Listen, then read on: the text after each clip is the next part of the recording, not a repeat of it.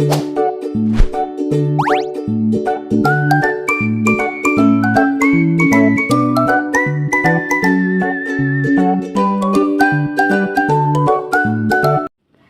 guys! Welcome to my vlog. Papakita ko po sa inyo kung paano po ako Step 1, dapat po malinis po ang ating pagsasaingan. Malinis na po ito dahil hinugasan ko na po ito. Step 2, lalagyan na po natin ito ng bigas.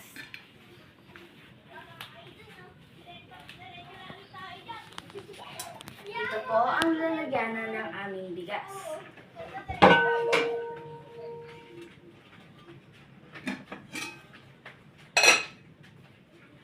Dalawang beses ko lang po lalagyan siya ng kanin dahil unti lang naman po kami dito sa bahay.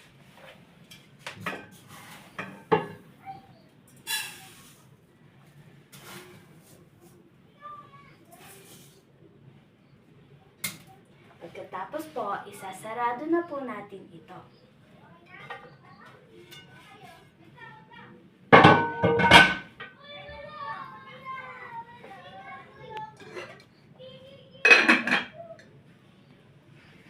Step 3, huhugasan na po natin ang bigas.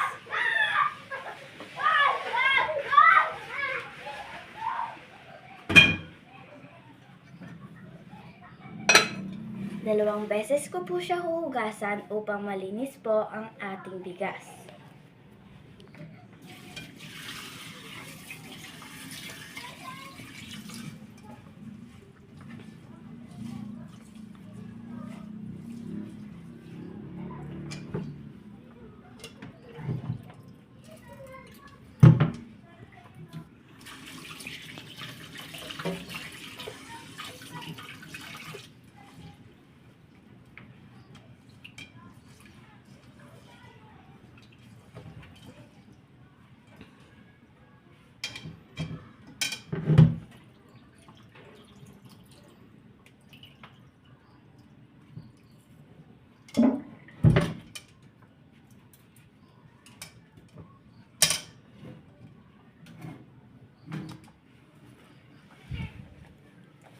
Step 4, susukatin na po natin ang bigas kung hanggang saan po ito.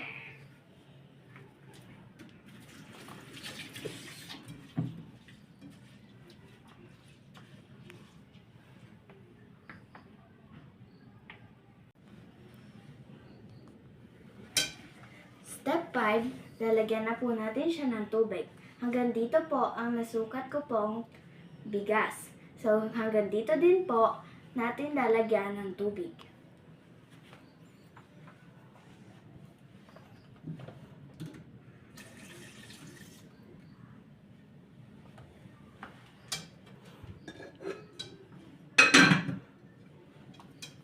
Step 6, ilalagay na po natin siya sa kalan.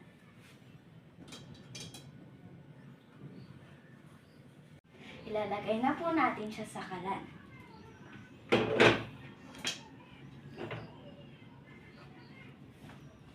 Bago po natin buksan ang kalan, pwede po tayo magpatulong sa magulang natin kung hindi po natin kaya para maiwasan po natin ang mga aksidente. Bubuksan ko na po ang kalan. Ilalagay ko po siya sa high heat. At aantayin na lang po natin kumulo.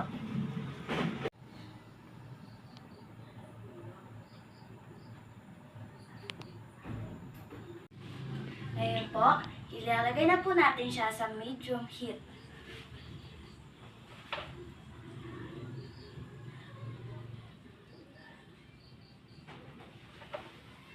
At sa ngayon, antayin na lang po natin siyang maluto.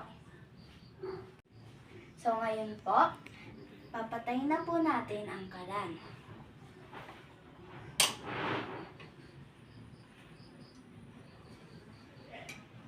Ito po ang aking nasaing. Ito po ang aking nasaing. Kain na po tayo. Paalam!